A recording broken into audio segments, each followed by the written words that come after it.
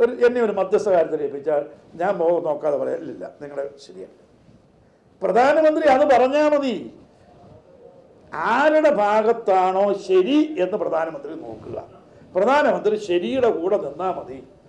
ആ തെറ്റ് ചെയ്യുന്നവരുടെ മുഖത്ത് നോക്കിക്കൊണ്ട് നിങ്ങളുടെ ഭാഗം തെറ്റാണെന്ന് മാത്രം ഒന്ന് പറഞ്ഞാൽ മതി, പ്രശ്നം തീരും. നിങ്ങളുടെ ഭാഗം തെറ്റാണ് എന്ന് പറഞ്ഞാൽ മതി. കേരളത്തിൻ്റെ ഭാഗം തെറ്റാണെങ്കിൽ പ്രധാനമന്ത്രി പറഞ്ഞോളൂ, കേരളത്തിൻ്റെ ഭാഗം തെറ്റാണെങ്കിൽ ഞങ്ങൾ തെറ്റാണെന്ന് പറയാം. പക്ഷേ ഞങ്ങളുടെ ഭാഗത്ത് വല്ല തെറ്റുമുണ്ടോ? വെള്ളം അങ്ങോട്ട് കൊടുക്കാം. എത്ര വെള്ളം നിങ്ങൾ ഉപയോഗിച്ചുകൊണ്ടിരുന്നു?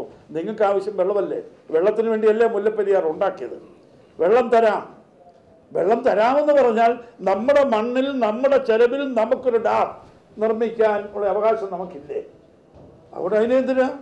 അതിന് ആരുടെ ഇങ്ങനെ അനുമതി ആവശ്യമുണ്ടോ? അത് അവിടെ പറഞ്ഞാൽ മതിയല്ലോ, കുഴപ്പമൊന്നുമില്ല.